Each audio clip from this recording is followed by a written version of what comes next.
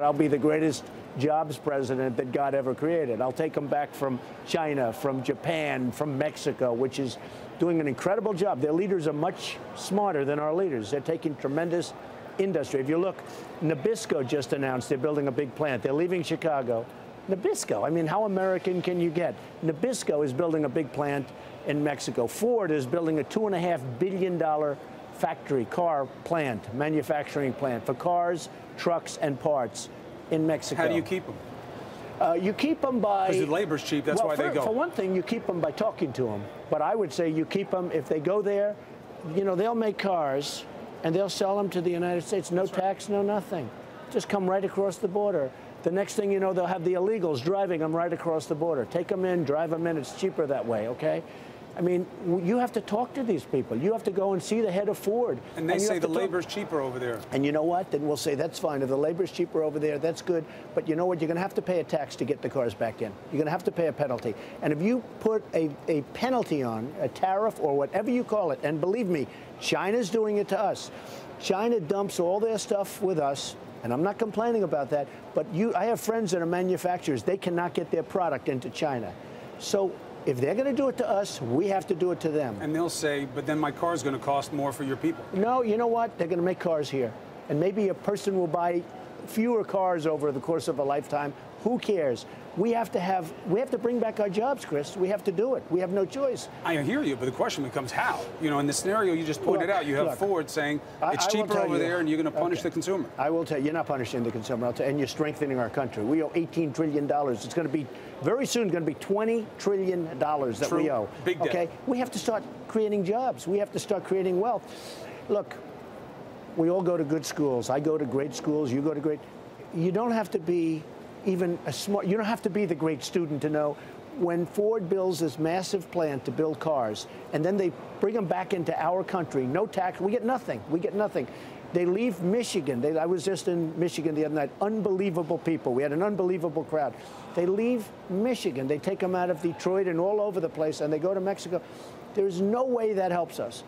And you're going to have to do something with a tariff at the border. If they're going to make cars over there, if they're going to leave the United States and create jobs for Mexico, not the United States, you know what? It's fine. But they're going to have to pay some kind of a price. We are getting killed on trade.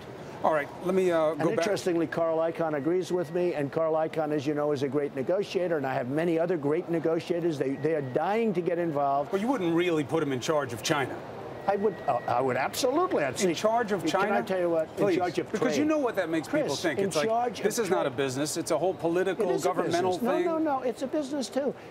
Hey, you can come up with me into this building. You'll see the largest bank in the world from China is in this. I have a great relationship with China, just like I do with Mexico. Right, but don't you need the diplomacy and all of the policy people? We have diplomacy now. They're killing us, and they don't even like us, okay? We have diplomacy, so we're diplomatic.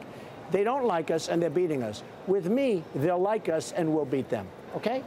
You know, how do I have the biggest bank as my tenant? I mean, they're a tenant, and I have them in other China. I sell tremendous numbers of units, apartments to people from China. They love me.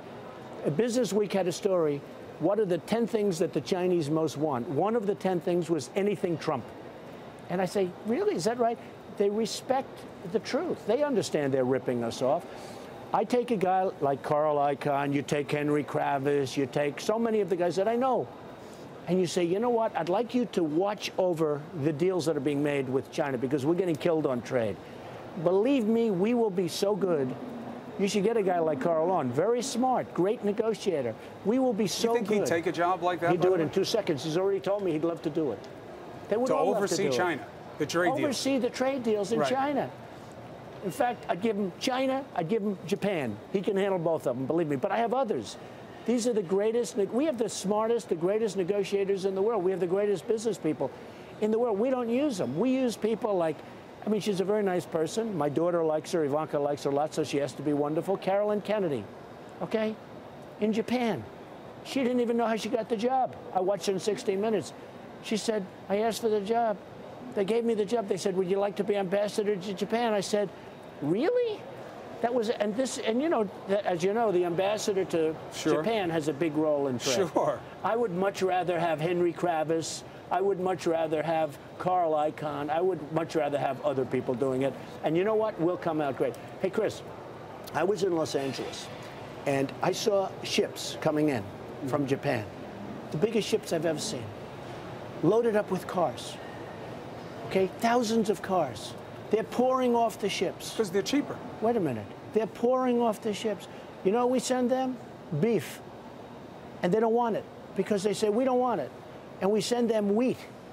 They don't want it. And you know what the imbalance is between these, over the years, millions of cars and the little stuff we send them? It's massive. We've got to equalize it.